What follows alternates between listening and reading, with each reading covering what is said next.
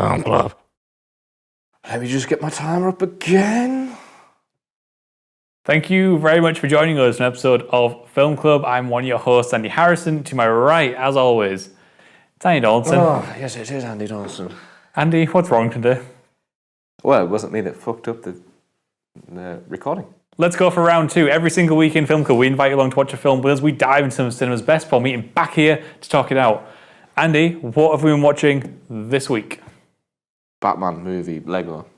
The Lego Batman. Batman movie, Lego. Yeah, that's what we've been watching. So, what is the Batman Lego movie about? Batman going to find what he wants in life, his thing in life, which is family, because he's lonely.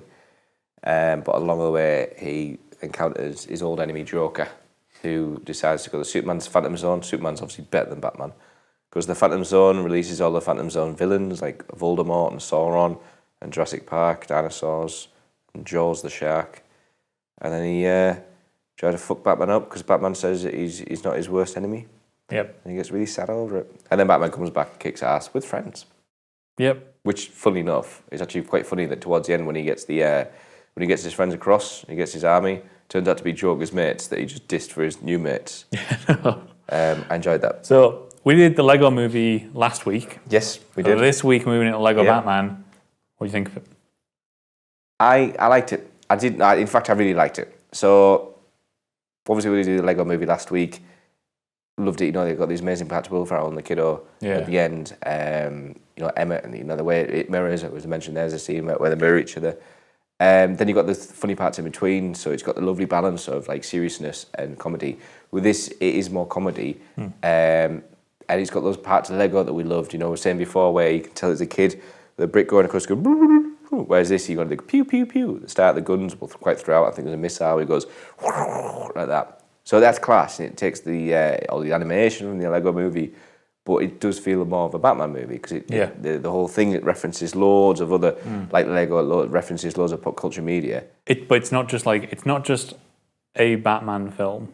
It's a Batman film like across the decades. Yeah. Like sometimes this feels like a sequel to the Dark Knight trilogy. Yeah. Sometimes it feels like a sequel to the Tim Burton like 89 films. Yeah. It's like cherry picking all the best bits of like various Batman products. It's making subtle, lovely references to it.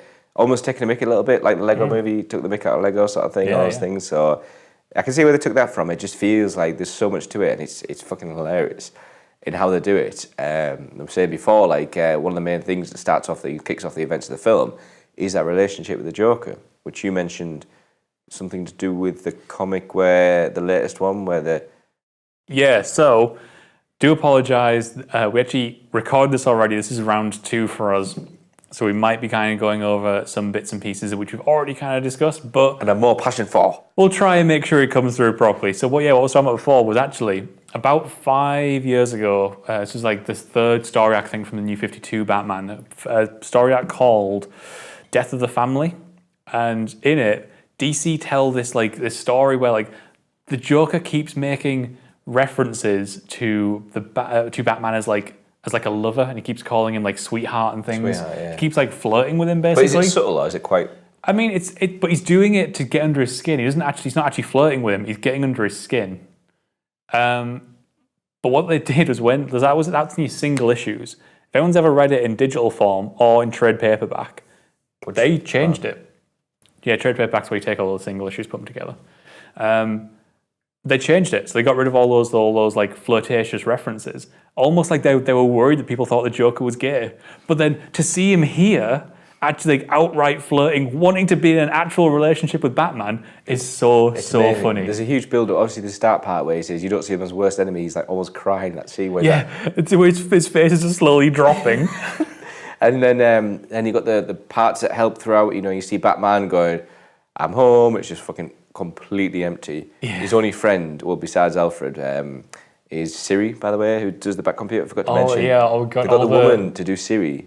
Is it the same voice? Yes. Oh my God, I didn't know that. Yeah, it's genuinely Siri. They got all the Apple stuff. Yes, you could say, what's it called, product placement. Fuck off. It's great product placement. I loved all that's the kind of shit I like. Bing bing. Yeah. Coming up throughout the film. Like that, yeah. Great shout. But yeah, you see him like when he's watching Jerry Maguire.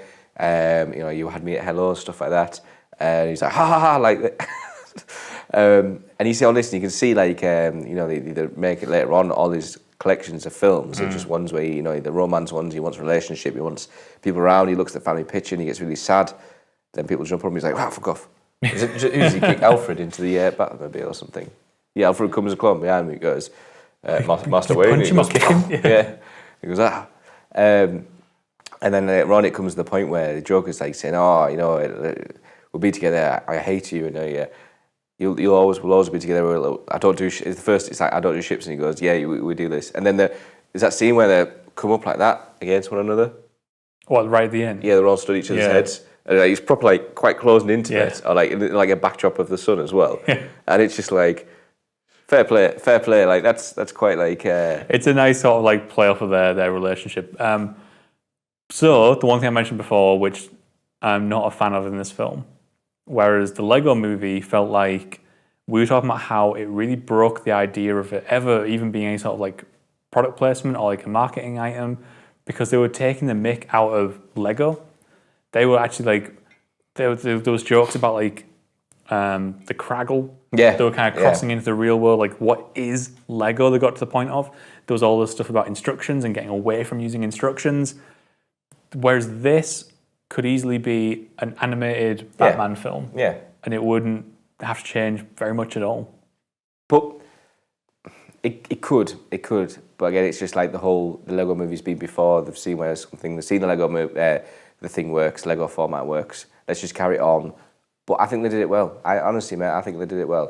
They do. It. But they're not, like, they could make an animation movie, but people aren't going to buy into that. If you make something spur from the success of the Lego movie, watch the Lego Batman, but see it veer in the way of just take the mick, and also a huge nod to all the Batmans that have existed. I'm saying this is something like I never really big fan of Batman. Dark Knight trilogy, fantastic. Recent DC, honestly, I think is my least favourite character in recent DC, the Zack Snyder stuff. The old school Batman, all besides the comic book series, cartoon series, and the films.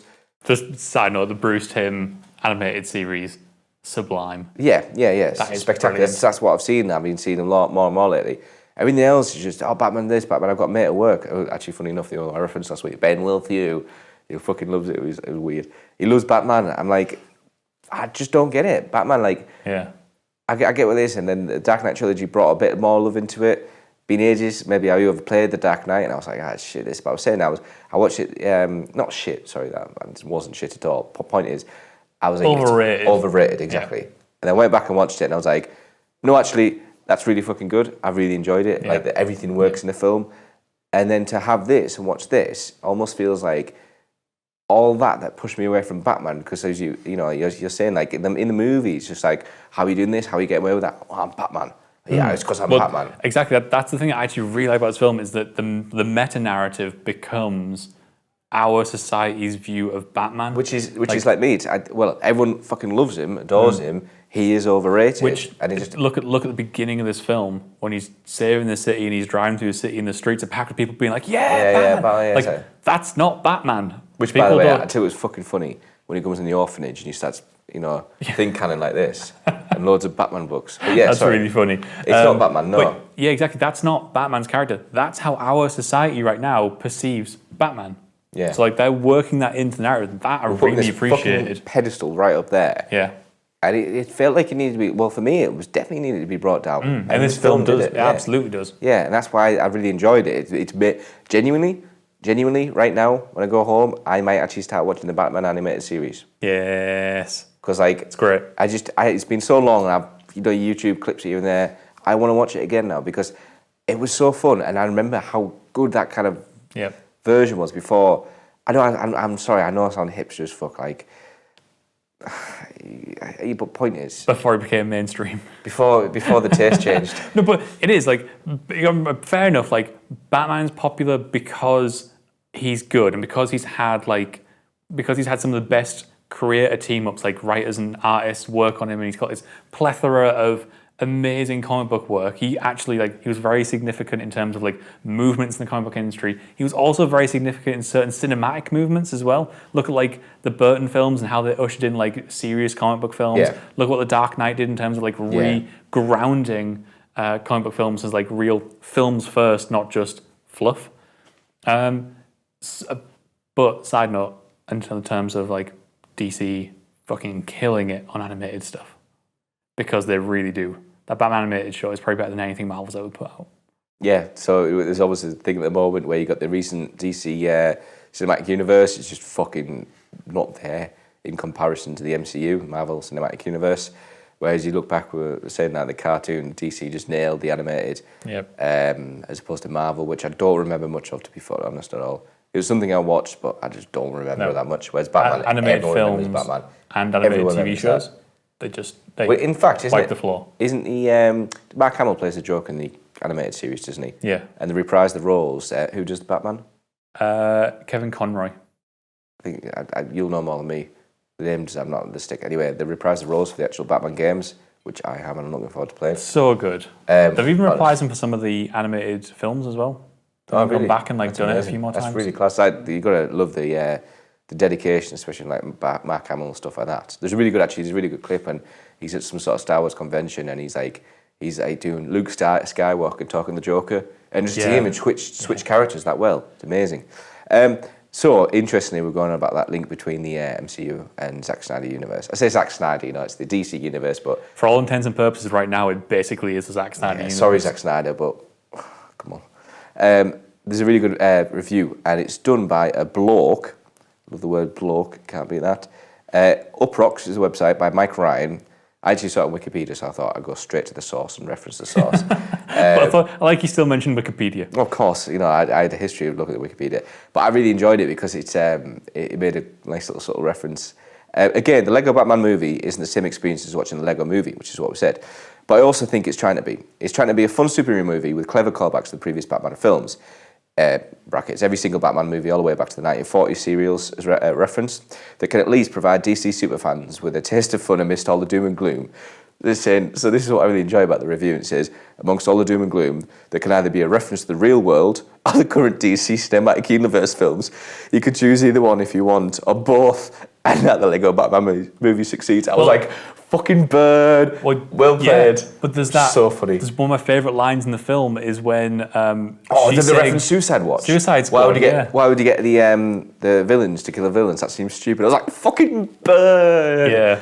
That's the best thing this film has going for it, is its constant reflection on actual events. This does feel like a Batman movie or a Lego Batman's movie. place in those actual events.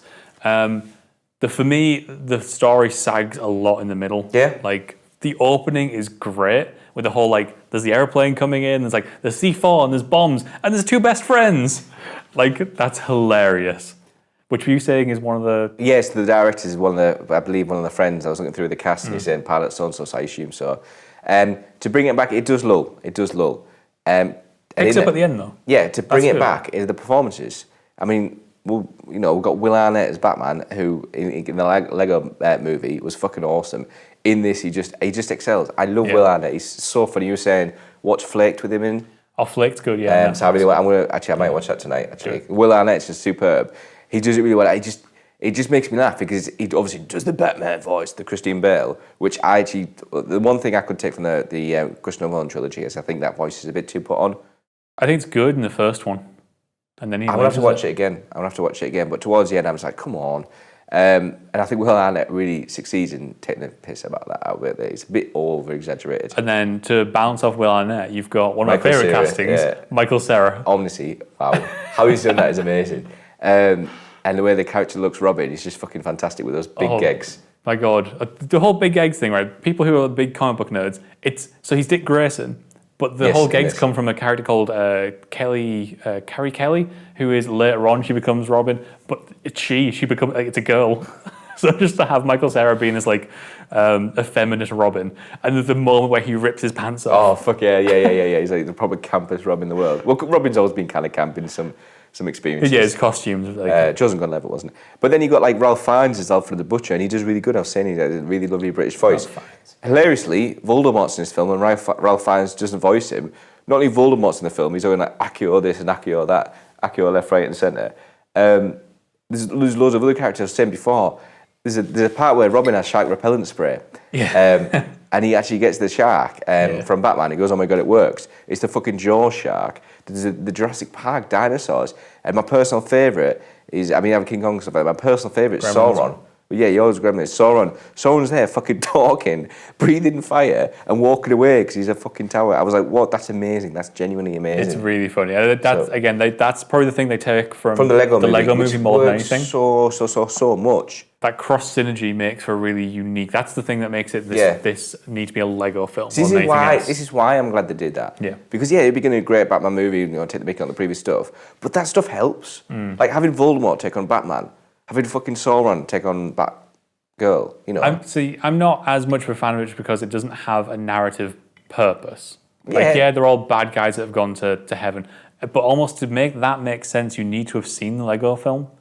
If someone watched this, they'd be like, hang on, why is Sauron, why is Voldemort in heaven? Actually, that's really interesting, but that's a really fucking good point. But, I mean, to be fair, this is basically a sequel. Yeah. But at the same time, it doesn't feel like the same characters come over. Like, I think Lego Batman, narratively, doesn't feel like the same character. I do hope that if they do a sequel of Lego, which I think they are, because that's where this came from, I was reading as well, it didn't take, the production time was quite short. They are going to do more Lego movies. I just hope they don't carry on the Lego Batman movie. I think that's a really good start and end to it. Leave it there, Batman. Fucking lovely work. How you can reference more Batman, I don't know how you can do it. Yes, you could maybe do the DC universe as a whole and reference how the current DC cinematic universe is doing amazing.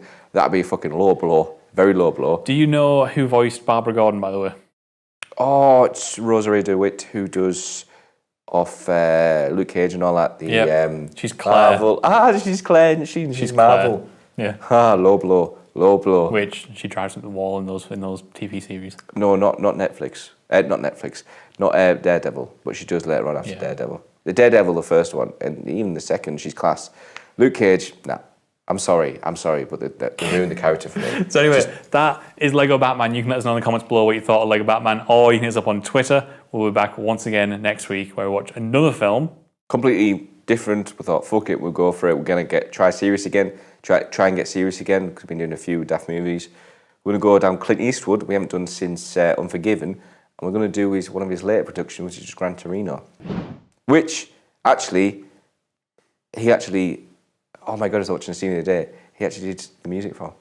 So for what? Oh, Gran Torino. Yeah, so watch Gran Torino and I pay attention to the music. So get watching, and we'll see you guys next week for Gran Torino. Is the camera recorded, mate? Am I on? Oh, it's worked! Yeah.